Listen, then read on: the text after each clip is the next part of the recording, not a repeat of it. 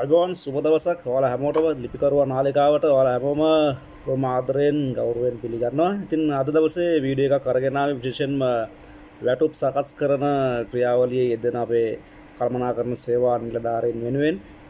ඉතින් මම මේ කියන කතන්දරේ මම හිතන්නේ හුඟක් අය දන්නව ඇති, දැනුවත් නැති අයට තමයි වීඩියෝ එක අරගෙන එන්නේ. මේක මුදල් අමාත්‍යාංශයේ 2026/4/2 දිනේ නිකුත් කරන ලද චක්‍රලේඛයක් සම්බන්ධව දැනුවත් කරන්නේ.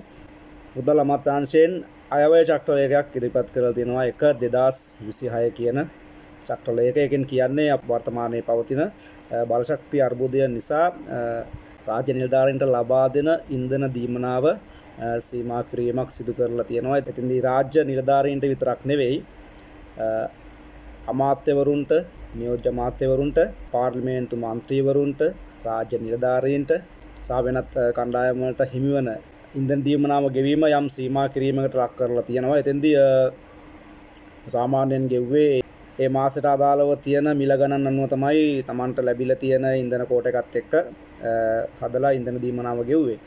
නමුත් 2026 අප්‍රේල් වැටුපේ ඉඳලා මේක වෙනස් වෙනවා. ඒ කියන්නේ එතකොට අපි ගෙවන්න ඕන 2026 මාර්තු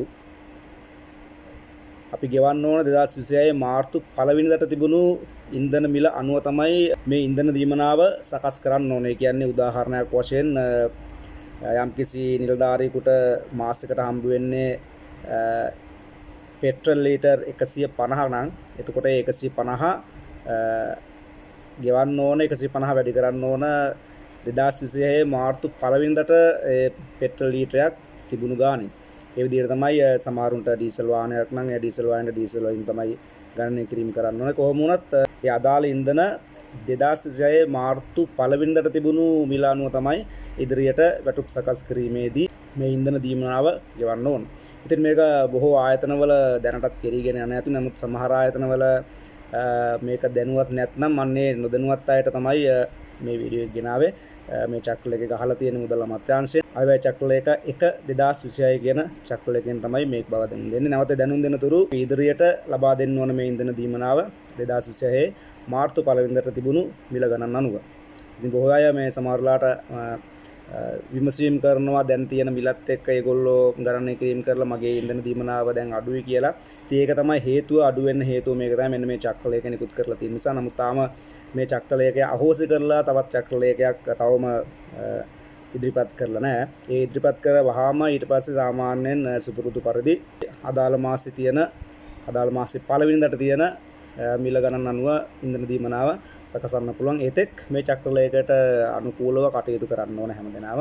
අන්න ඒ විදිහට කටයුතු කරන්න කියන මතක් කිරීම කරමින් අදට වීඩියෝ එක සමාප්ත කරනවා. ඉතින් මේ විදිහට අලුතෙන් ඔයාලට එන චක්‍රලේඛ සම්බන්ධව ලිපිකරුවා නාලිකාවෙන් නිතරම ඔයාලට විස්තර ලබා ගන්න පුළුවන්. ඉතින් මේ විදිහට යාවත් කාලීන වන චක්‍රලේඛ සම්බන්ධව විස්තර දැන ගැනීම සඳහා ලිපිකරුවා නාලිකාව සබ්ස්ක්‍රයිබ් කරලා තියාගන්න. ඉතින් ඒ වගේම පල්ලෙහා තියෙන